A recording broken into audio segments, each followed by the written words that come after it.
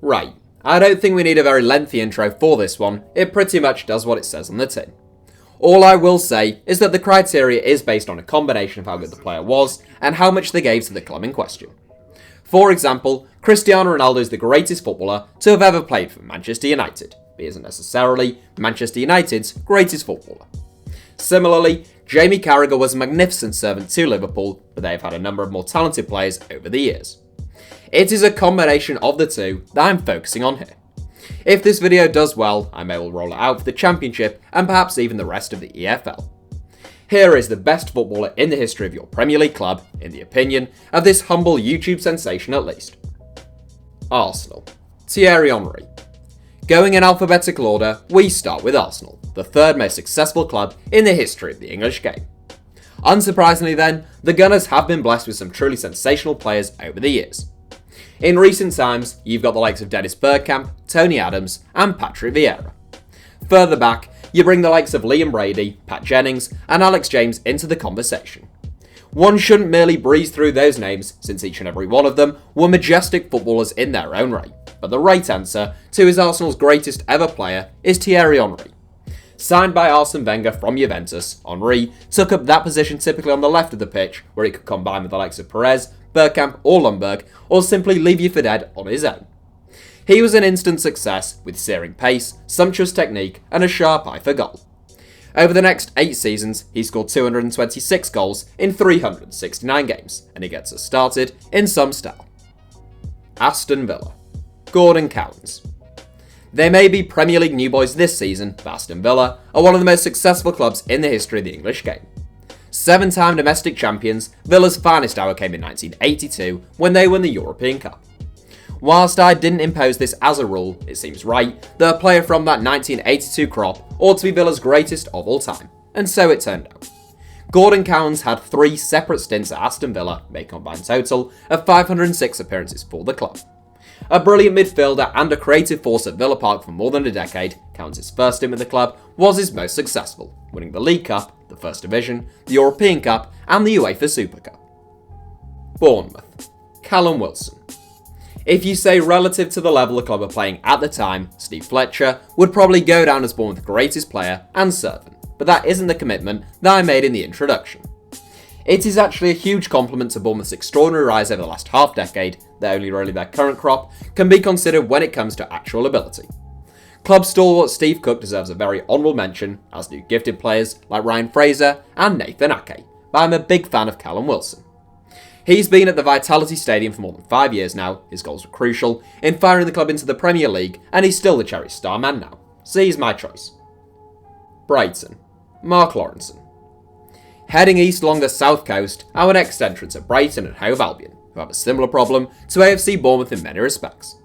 The Seagulls had only spent 4 seasons in the top flight prior to their most recent promotion to the Premier League in 2017, meaning some of their cult heroes weren't necessarily of the technical calibre required to take top spot. Bobby Zamora and Peter Ward deserve honourable mentions, as does Lewis Dunk, by this point, but my choice is Mark Lawrenson. A classy central defender who drove Brighton to their first top-flight promotion, Lawrenson played over 150 games for the club before they were forced to sell him for financial reasons. He joined Liverpool, where he partnered Alan Hansen at centre-back and won 12 trophies. Burnley. Jimmy McIlroy. Former First Division and FA Cup winners Burnley have had some great players over the years, but none finer than Jimmy McIlroy. In terms of both his ability as an individual and his contribution to Burnley as a football club, McIlroy is without peer, and that makes him one of the easiest inclusions in this entire video. A brilliant inside forward who scored and created goals for fun, McIlroy joined Burnley from Glentoran in 1950 and departed 497 games later for Stoke City in 1963. Chelsea. John Terry. I'll quickly reel off the names of Jimmy Greaves, Roy Bentley, Frank Lampard, Bobby Tambling, Didier Drogba, Eden Hazard and Gianfranco Zola, all of whom deserve much longer summations, but ultimately, I'm going with Mr. Chelsea himself, John Terry. Chelsea have enjoyed the most successful period in their history under Roman Abramovich, and it was a choice for me between Lampard and Terry. Both were world-class in their respective positions, but I'm of the opinion that Terry was slightly more integral to the Blues' successes, and he also spent longer at the club and made more appearances than Lampard, so he just gets the nod for me. Crystal Palace. Ian Wright. Crystal Palace are a tricky one, and Wilfried Zaha is certainly worthy of entering the discussion at this stage, I would suggest. I'm going to go with Ian Wright though, who actually played more league games for Palace than he did for Arsenal. The Englishman bagged a total of 118 goals in 277 games for the Eagles, having been plucked from the non-league game before scoring even more prolifically for the Gunners. He was named as Crystal Palace Player of the Century in 2006, and he's my choice here. Everton. Dixie Dean. Everton are an institution of English football with a plethora of greats, ranging from Alan Ball and Howard Kendall to Neville Southall and Tommy Lawton. Dixie Dean, in so many respects though, is Everton FC.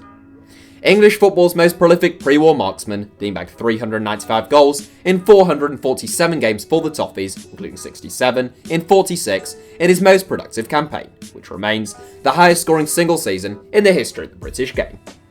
Powerful, prolific and instinctive, Dean is one of the finest headers of a ball to have ever lived, and I don't think there'll be too many debates from Everton fans about this one. Leicester City. Gordon Banks.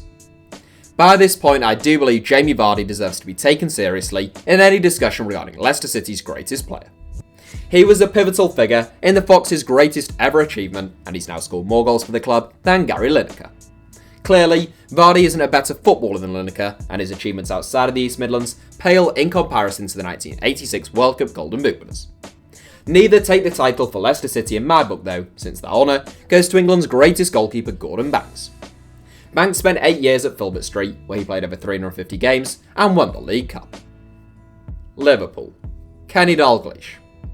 Graham Souness, Alan Hansen, Billy Liddell, Albert Stubbins, John Barnes. The list of great Liverpool players is almost endless, but top spot generally comes down to a discussion between Steven Gerrard and Kenny Dalglish.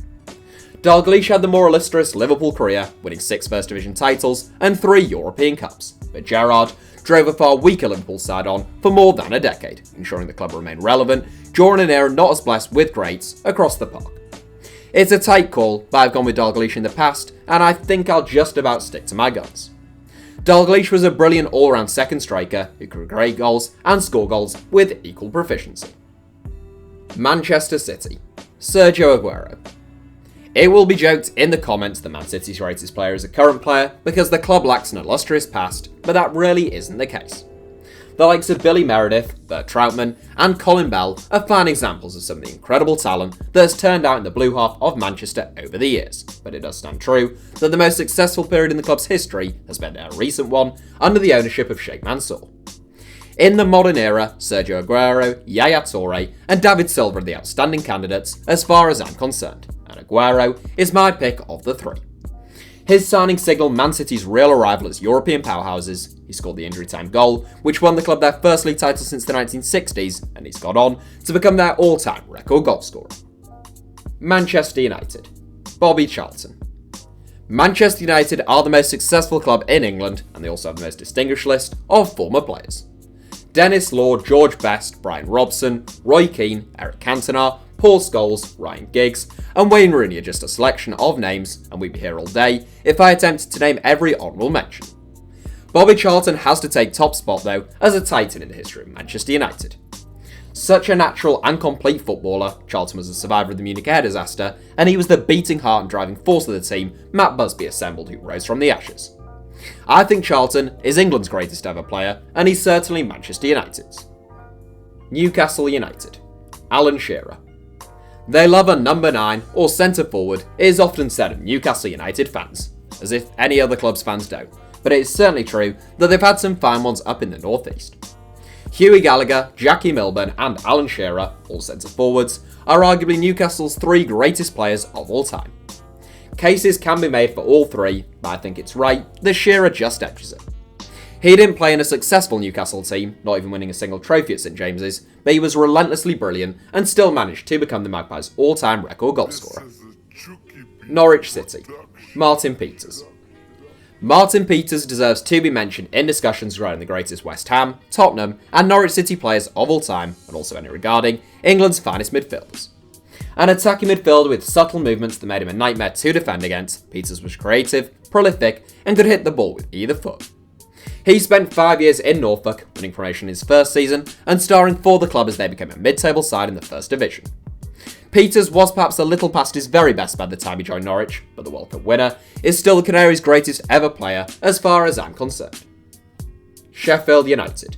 Jimmy Hagan. There may be some who argue that Billy Sharp should take this title if his goals keep Sheffield United in the Premier League this season, but we think you've got to look a little further back than that for the Blades. My choice is the great Jimmy Hagan, who spent virtually his entire career at Bramall Lane, joining the club aged 20 and retiring there aged 40. A really gifted inside forward who lost some of his best years to the war, Hagan later won 3 league titles in 3 seasons as manager of Benfica. Southampton. Matthew Le Tissier.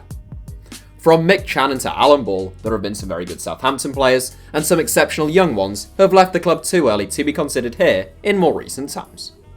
In truth, picking Matt Le Tissier as Southampton's GOAT has to go down as one of the easiest decisions in this video. A natural born footballer with a deep distrust of running or training, Le Tissier spent his entire professional career with the Saints. In 16 years at the club, Le Tissier scored 209 goals in 540 games, mostly from attacking midfield, winning plaudits for his technique, audacious efforts on goal, and the nonchalance with which he played the game. Tottenham. Jimmy Greaves. The greatest English centre-forward of all time, Jimmy Greaves, sees off the likes of Danny Blanchflower, Glenn Hoddle, and Dave Mackay to be named by me as Tottenham's greatest ever player. A sensation as a youngster at Chelsea, Greaves joined Spurs off the back of a prolific but short-lived stint in Italy at AC Milan. He spent the next 9 years at Tottenham, scoring 266 goals in 381 games, comfortably making him the North London's all-time record goalscorer. Greaves was a genius whose career ended much too early, but he's still the all-time record goalscorer in the history of English football's top flight, and he's still Tottenham's GOAT, in my book at least. Watford. John Barnes. It's always a question of Luther Blissett versus John Barnes when it comes to Watford. Although Blissett gave more to the Hornets, Barnes was the better footballer. Both were born in Jamaica, both were full England internationals, and both left Watford for European giants. Whilst Blissett's move to AC Milan would be short-lived, Barnes' transfer to Liverpool was a roaring success, and the fleet-footed wide man went on to become one of Anfield's all-time greats as well. West Ham. Bobby Moore. Picking anyone other than Bobby Moore as West Ham's greatest ever player would be blasphemy. Although I'm no stranger to blaspheming, I'm not going to do so on this occasion. Moore was effortlessly cool, calm and composed on the left side of centre-back, never flustered or panicked. His positioning was faultless, his technique was impressive, and his range of passing distinguished him from just about every other defender of his time. He spent 16 years at West Ham, where he won the FA Cup and the UEFA Cup Winners' Cup, but is best remembered for leading England to glory at the 1966 World Cup. Wolves. Stan Cullis. From one England captaining centre-half to another, the final entry in this video is the great Stan Cullis. Wolves were among the best clubs in England in the 1940s and 50s, and in which Stan Cullis both starred for the club as a player and later managed them. Cullis bled gold and black, just like his successor, and fellow Wolves legend Billy Wright, and those two stand out as the Midlanders' greatest ever players. Cullis lost his prime years to the war, but played with distinction prior to the outbreak of violence, and for one season after it. Such was Stan's authority and standing on a football pitch, it was feared England would have real trouble replacing him, but then along came Neil Franklin. Yes, do head to www.englandsgreatestdefender.com, you won't be disappointed. That's it for today's video. Congratulations on making it to the end of the video. Since you've got this far and in exchange for eternal good luck and happiness, why not subscribe and turn on notifications for the ever brilliant HITC Sevens. Also, for mobile users, if you click on your screen now there should be some suggestions of other videos YouTube thinks you might like, and I agree with YouTube. If you're watching on desktop, they should appear of their own accord. Thank you all for watching, give us a like if you enjoyed the video, and I hope you have a brilliant day.